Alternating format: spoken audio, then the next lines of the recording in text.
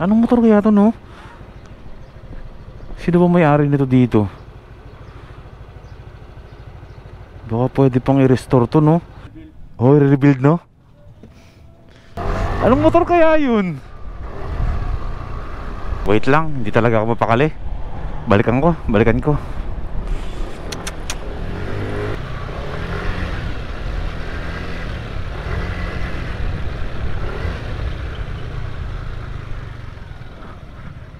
Kanino pong motor yung tinambak na yun po doon? Biniben?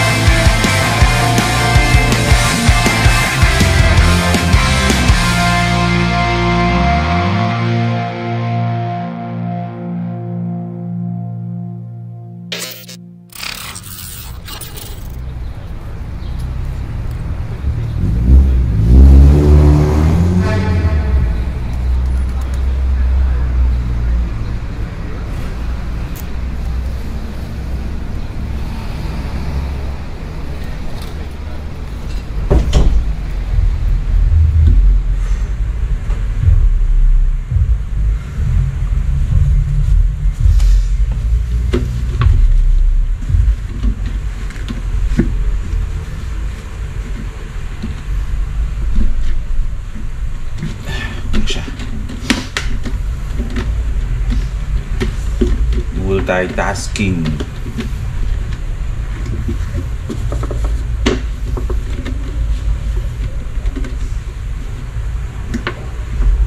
Kaya ang gulo-gulo lagi ng isipan ko eh. Kasi mahal, ako yung tao na may bubuting-tingin. Diba? Pansin mo yan? Nagpo-focus ako sa isang bagay.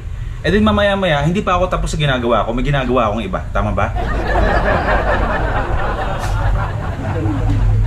Naglilinis ako ng drone kanina. 2 battery pa lang ang nalilinisan ko. Ngayon, ito ang nalilinisan ko. Kasi hindi pa pwedeng. Wait.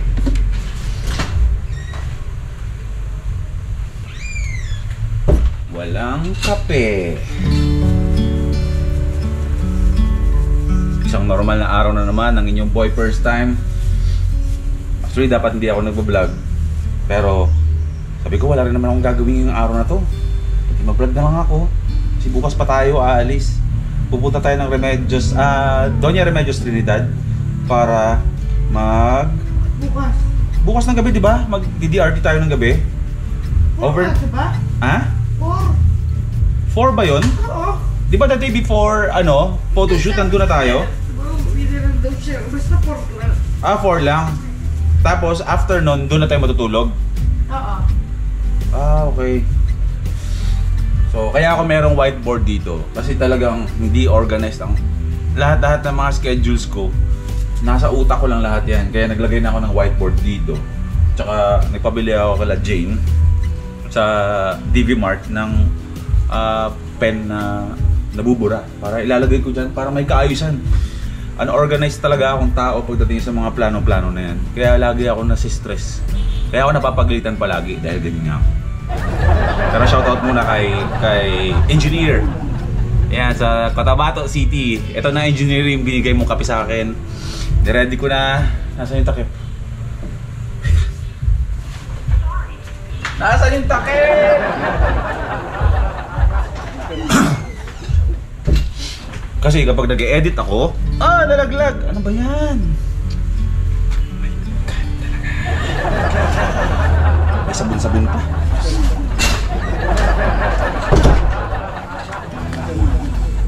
Ito ang bigay na kape ni engineer sa akin. Kung andito ako sa shop, hindi nyo nakikitang patayo-tayo dyan sa store. Kasi andito lang ako lagi sa computer ko. So it's either nag-e-edit ako or nagba-browse ako ng mga kung ano-ano, mga lugar na pwedeng puntahan, yung mga aksidenteng nakikita ko sa newsfeed na siniscreenshot ko tapos tatago ko. Kape, tatabi ko na to dito sa computer ko para anytime meron akong kape, no? Ayun, no? Dinala ko na dito ang aking coffee maker mula sa bahay, and then then kape. So ngayong araw ay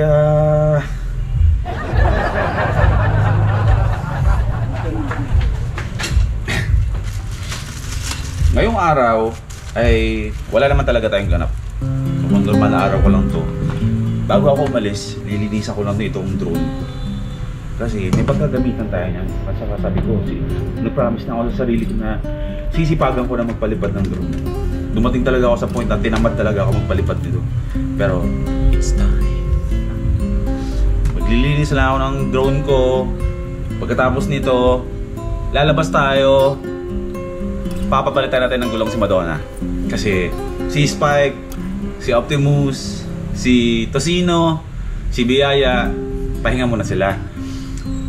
Si Madonna ang bibigyan natin ng attention ngayon. At sa mga susunod na biyahe natin, na malalaking biyahe natin, si Madonna muna ang gagamitin natin dahil maraming nagre-request at maraming nami-miss si Madonna.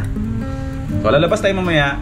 First step na gagawin natin is ayusin natin yung gulong, palitan natin, and then sa susunod na mga araw, meron tayong susunduin na isang motor para yun yung magiging project bike natin, i-refresh natin, kukunin natin sa Binyan, Laguna, papagandahin natin ulit.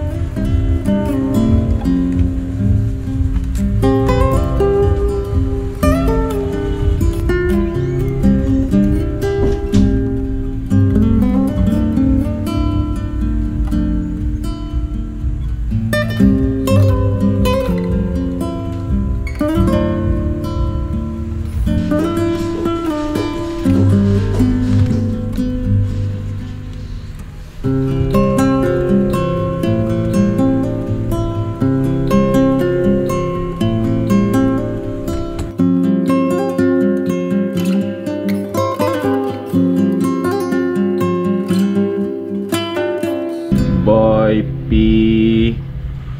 Sked. Anong month tayo ngayon? June? July? Yeah. July for DRT Geely Shoot /HL. Tapos July 6 onwards, South Adventures. Happy birthday, Initial Jen. Happy birthday, bro. Yeah. Batiin natin yung kapatid ko na happy birthday dyan sa comment section. Happy birthday. Batang GTR Speed Tech din yan. Ilan taong ka na, men? 20. 20. 20 plus 15. Ano naman ang pakiramdam ng pagkakasabi ni Kulas na mas magandang lalaki ka daw kaysa sa akin? Aba, mahirap yata paniwala. Una-una, mas matangos ilong mo eh. Parang hindi yan. Mas matangos ilong mo. Hindi mas matangos ilong mo. Sa akin kasi maliit ilong ko na matangos. Sa'yo, malaking matangos. So mas kinagandang lalaki yan. Di siguro. Okay, si Angela.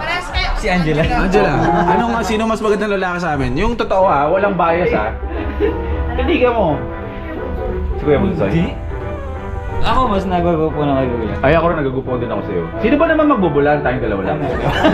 Happy birthday, man. Thank you. Kuya Bunsoy, iba yung karisma niya. Karisma pang... karisma ng mga resellers. Ay, hindi. Hindi ba? Ay, joke lang. Yung karisma ko. Pangalan lang yan. Kay Angela lang. Angela na. So ayun, happy birthday, man. Comment natin siya. Sa mga hindi pa nakasubscribe, Initial Jen, may YouTube channel. Yun na lang pa birthday niyo sa akin. Ayun, mga first timers. Nako, ilan din tayo dito. Nasa comment section, nasa description yung kanyang channel. Yun na lang ang regalo natin sa kanya. Maliit na bagay. Subscribe na lang kayo sa kapatid ko. Yun. No? Siya ang tututukan namin ngayon ng HL. Sa HL, tapos na kami doon. At on the way na kami doon sa pagsisipag at pag-abot pa ng mga pangarap. Pero ngayon siya ang tututukan natin para siya naman ang umabot ng kanyang pangarap. Ako ang bilang kuya niya at ang Hampas Loopers din nandyan para supportahan kami. At naglo-look forward kami na pagdating ng araw. Sila, ako packet pa lang. Ay, importante paakyat. Basta dadating ang panahon na sabay-sabay na tayong babiyahe kasama ka. Yun ang pinaka-target ko. Shoutout JNT. Ha? Ang problema ko ngayon, paano natin itatali ito? Tape! Na kay John Pax yung ratchet ko eh. Meron ka? Ay pala eh! Okay na, pwede na yun. Tira nyo ha. Simula pa to nung nag-Manila to ano kami, Mindanao, tapos nag-Manila to Cebu. At kung ano-ano pang mga biyahe na nangyari sa kanya dito, hindi pa yun napapalitan. So sa ngayon, update ay hindi ako tali sa kahit anong brand ngayon ng gulong. Malaya ako ngayon na gamitin ko ano yung mga gusto kong gamitin gulong. Gagamitin ko itong sponsored na gulong na bigay ng Primax. Kaya naman ko bro, andyan sa'yo? Wala, naiwan mo sa bahay mo. Tape na lang, pwede na to. Yes. Klasika talaga no. Komedyante itong pasimple eh. Pwede na din. Thank you bro, alis mo na ako, balik ako. May gas pa ba tayo? 2 bars. Hirap pa, dikit na dikit tayo sa manibela. Alright, let's go Madonna. Dikit na dikit ang tuhod ko dito. Mga 4 kilometers lang mula dito sa first time mo to. Punta natin yung lagi kong yung suki ko na paggawaan ng nagpapapalit ako ng gulong. Fixed gear riders. Parang nabubuhay na naman ang mga fixed gear rider dito sa Malolos Sino ba sa inyo nakakalam ng fixed gear bike? Fixed gear bike dati ang kinakabaliwan ko dito sa Malolos. Meron akong grupo dati dito. District 1 fixed gear. Ito yung bisikletang walang preno, walang cambio, paatras, paabante ang andar. Kapag pinadal mo ng paharap, aabante siya ng paharap. Pag pinadal mo palikod, atras din siya. Mahirap gamitin yung bike na yon. Pero those were the days pa naman. Pero may mga bagay talaga na hindi na natin kayang balikan. Bakit hindi kaya? Hindi ko sinabing hindi na pwede. Pag hindi na pwede, wala na talaga. Pero pag hindi na kaya, is nag-attempt ka pa rin na balikan. Pero hindi na kaya kasi nga siyempre, yung edad natin para lang yun sa mga pag-ito or kung siklista ka talaga na hardcore, ay kaya mong i-bike yun, kaya mong i-drive yung bisikleta na yun. Kasi sinubukan ko naman, may mga fixed gear bike pa rin kami, pero hindi na kaya ng tuhod ko kasi ang pressure kasi doon sa binti at tuhod hindi na kaya, hinihingal na. Ultimo nga yung mountain bike ko hindi ko na rin nagagamit nakasabit lang sa bahay. May mga bagay na hindi na kayang balikan. Ang hirap ay, sakit sa likod, dumatama pa tuhod ko. Wow, chicks. Naka-shorts. Pag dito lang naman ako, pag normal day ko lang din naman, ang mga biyahe ko dito lang. Takbo ang ganito lang. Kailangan may bilhin dun, kailangan may hatid dito, kailangan may kunin dun, kailangan may hatid dun. Ganun lang. Meron akong 2 araw na medyo hindi masikip ngayong araw na to at saka bukas. Tapos the next day, ayun, magsisimula na naman na pumalo yung mga schedule natin, no? Sa ngayon, ang Hampas Loopers ay busy pa rin sa kaka-edit ng mga vlogs nila. Hindi pa sila tapos sinusubaybayan ko yung mga vlogs nila. Almost patapos na rin sila sa mga episodes nila. Pero bukas, sa Makalawa, magkakasama kami kasi pupunta kami ng Doña Remedios Trinidad para mag-shoot ng shoot ng helmet tsaka shoot ng Hampas Loopers documentary ng Philippine Loop. So nasa kami niyan, nasa Doña Remedios Trinidad. Doon gaganapin ang shoot namin. Syempre, bago ang lahat ay gusto kong i-congratulate mga miyembro ng Hampas Loopers. Pansin nyo naman yan sa biyahe namin ay lahat kami naka-Gila helmets, pero ako lang ang official influencer or tinatawag na ambassador ng Gila helmet. Pero gusto kong i-congrats ang Hampas Loopers na ngayon ay lahat kami ngayon ay ambassadors na ng Gila helmet.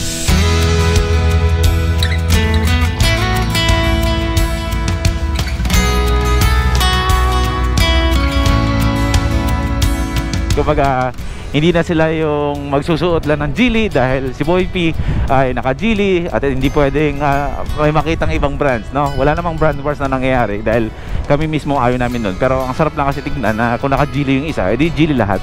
Pero lahat ng efforts, lahat ng pagod, lahat ng sakripisyo, lahat ng pagtitiis, lahat ng mga ininda ng Hampas Loopers during the Philippine Loop, lahat yun ay nabunga, 'di ba?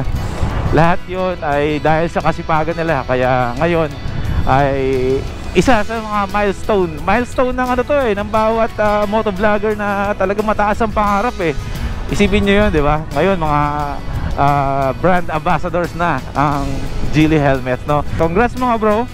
Simula pa lang yan. Lagi kong pinapaalala sa inyo. Tiwala lang talaga, no? Sipag, tiwala, tiis lang. Lahat ng pagsisipag, lahat ng pagtitiis, lahat ng pag-iinda, may bunga yan. Sabi ko sa inyo, maging humble lang tayong lahat palagi, no? Huwag tayong sasagasa. Basta alam nyo na yan, laging magpapakumbaba, lagi lang tayong magkakaisa. At ang biyaya, tutuloy-tuloy lang yan para sa atin. Congrats, Hampas Loopers! Ayan, okay, wait lang po. Alright, dito tayo palagi Saan si brother? Ay bro, alam mo na yan, matik na yan. May iwan na naman akong gulong sa'yo. Sa lahat mga nakakamiss din si Madonna, no? Yan, bibigyan natin siya ng panahon ngayon. Si Madonna muna ang gagamitin natin sa mga adventures natin. Maraming plano, alam nyo na yan, kung saan pupunta si Madonna at kung sino mga kasama ni Madonna sa Jeprox. Pero mamaya ay may sasabihin ako sa inyo. Meron tayong mga isang series na gagawin maliban sa adventures natin na about sa motor. Gas kagagawan ko yan. Natumba lang siya ng mali yung pagkaka-side stand ko. Di mo mahawakan, mainit no. Gusto ko na siya bro, ibalik sa dating itsura niya. Babalik ko yung totoong tambucho niya with heat guard. Pero yung mga shocks ko, assist yan. Ayos pa rin siya no. Akala niyo wala na siya no.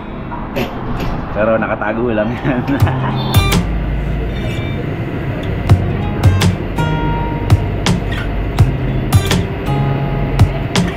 Pogi pa rin talaga ng Aerox niya. Bro, thank you Thank you.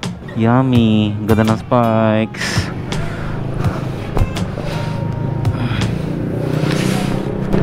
Parang sila ng rotation Nang? Parang sila ng rotation. Harap likod? Yung spikes niya, same na dito. Ayaw nga no. Pareho na patusok pa ganun harap likod. Bro, thank you Sige.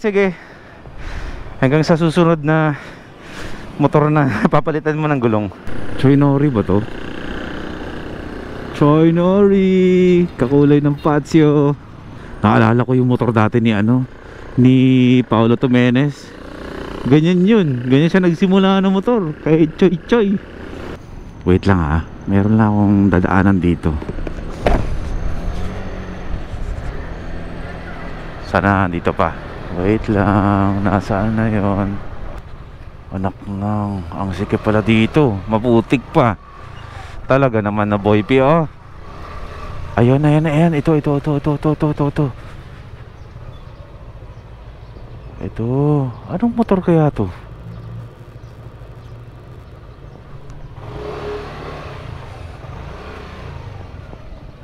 Yamaha. Anong motor kaya to? Matagal ko nang nakikita to dito. Anong motor kaya to no? Sino ba may-ari nito dito? Baka pwede pang i-restore to no? Comment nga kayo mga first timers kung anong klaseng motor to. Di pa kaya pang mabuhay to, bibiling ko to. Gas tank. Anong motor to? Wala no. Balikan natin Ganda. Wait lang. Ganda Anong motor kaya to bro? Anong motor kaya to no? Anong motor kaya to? Yamaha eh. Nagkaka-interest ako eh. Ang sarap i-build ulit eh. Rebuild. Oh, re-rebuild no? O siya, balikan ko na lang para makadaan ka na. May kilala naman dito eh. Oh, baka Bibenta yan, magka binibili nyo. balikan ko yan. Maganda rebuild yan. Di ba? Oh, sige. Anong klaseng... Ah, nagkasalubong-salubong tayo. Ah, diretso. Boy, pika nga talaga kung saan ka nagsusot. Ayun oh. Ganda ng helmet mo ah. Geely helmet, let's go. Ay, kiran po. Anong motor kaya yun? Babalikan ko yun. Alam mo, wait lang, hindi talaga ako mapakali. Balikan ko. Baka kasi pag pinost ko sa YouTube, maunahan ako ng iba eh. Eh marami pa naman nagre-rebuild ng motor dito sa Bulacan. Nanginayang no. Balikan natin. Kumausap tayo ng kung sinong pwedeng tao ang ano. Baka andyan lang yung may-ari eh. Scrap na yun eh, pero kung ibebenta niya or ibibigay niya sa akin eh, why not? Dala na ulit. Balikan natin.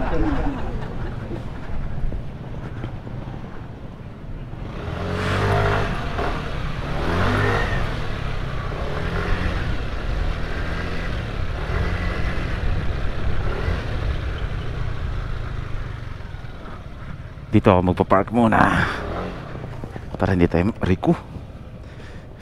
Saan na ba yun? Sige, diyan ka muna Madonna.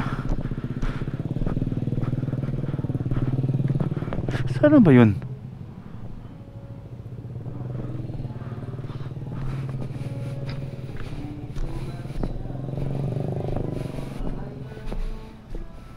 Ayun.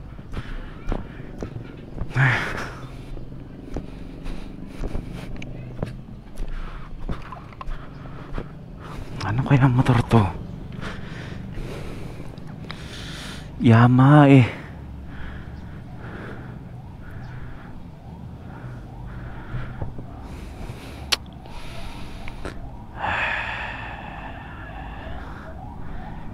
Ano kaya ang motor to? Wait lang, magtatanong tayo. Tao po. Tayo pwede ako magtanong?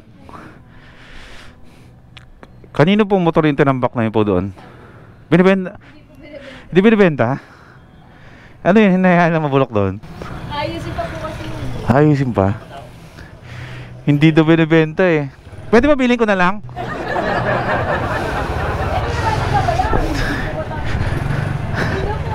Hindi. Ano nga? Pero sige, kung hindi binibenta, anong klaseng motor yun? Yamaha, ano yun? Dati ano ba yun? De? Nung isang taon ko pa nakikita yan dyan eh. Sabi ko, anong motor po ba yun, Tay? Yamaha po yun, Yamaha Shopee yun eh. Yamaha Shopee? Ah, Yamaha. Ah, Shopee yun. Inano lang namin, iba lang namin forma. Oh, pero marami nang kumakanta sa inyo na bilhin. Ang ganda niya nung hindi pa sinak eh. Eh, ba't hindi? Ang dahil na kasi nakakita niyan eh nung gumanda rin. Pero buong makina niyan kaya binibenta eh. Eh, sayang naman na, ano lang dun. Isilong mo na lang. Ha? Pag naisipan ko na hindi pa pambenta. Para ano lang, para hindi lang siya kalawangin. Oh, sige po, di ba, Ale? Salamat. Hindi lang pala ako ang nagka-interest, no? Marami, no? Dami lang yan. Gusto ko kasi mga ganyan eh. Sige, salamat. Oh. Ano pala to? Yamaha Shopee. Sayang, buo pa daw yung makina nito eh.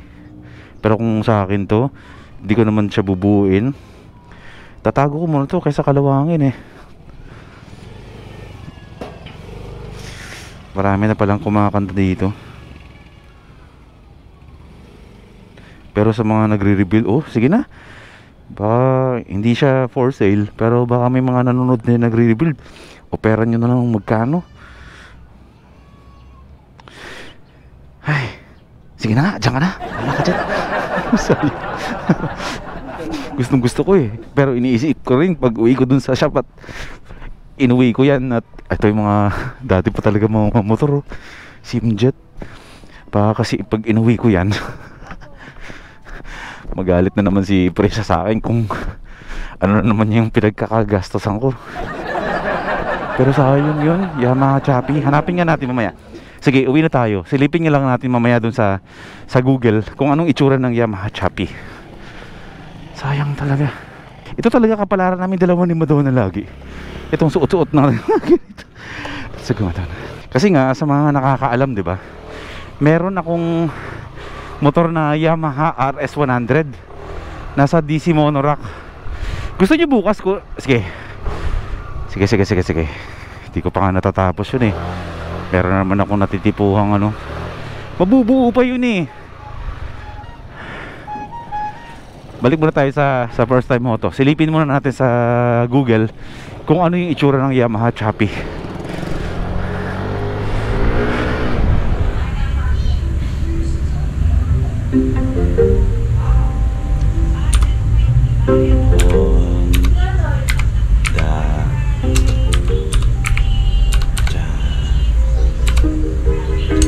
Mali ata. Yamaha. Ay, Yamaha pala.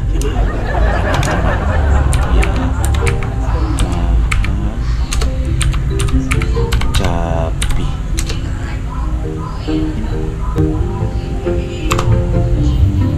Boom! Ganda, bro. Pera no? Ha?